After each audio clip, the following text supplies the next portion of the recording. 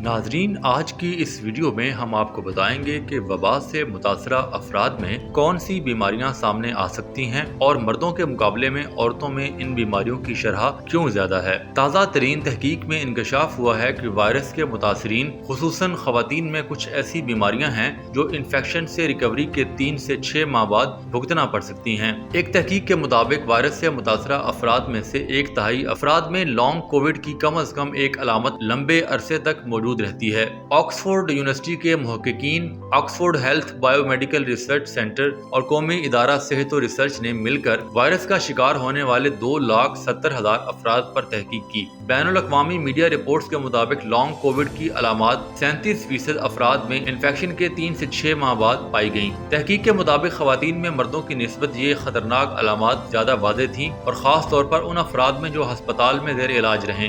Long Covid की इब्तदाई 9 बीमारियों में बेचैनी और डिप्रेशन सबसे ज्यादा अफराद में पाई जाने वाली बीमारियां थीं, जबकि इसके साथ साथ सांस में दुश्वारी, एब्डोमिनल इश्यूज, छाती और गले में दर्द और थकावट शामिल हैं। तहकीक के मुताबिक इंसान की उम्र, जिन्स और वायरस की शिद्दत ने लॉन्ग कोविड की डेवलपमेंट में अहम किरदार अदा किया है। कौमी इदारा सेहत और रिसर्च के डॉक्टर मैक्स का कहना था कि नताइज से ये बात साबित हुई है कि तकरीबन हर उम्र के अफराद की एक बड़ी शरह में वायरस इन्फेक्शन के बाद 3 से 6 माह तक लॉन्ग कोविड की अलामात सामने आती हैं। तहकीक के मुताबिक तकरीबन 1/3 अफराद में लॉन्ग कोविड की अलामात की तशखीस की गई है, जो कि इन्फेक्शन के 3 से 6 माह बाद जाहिर हुई।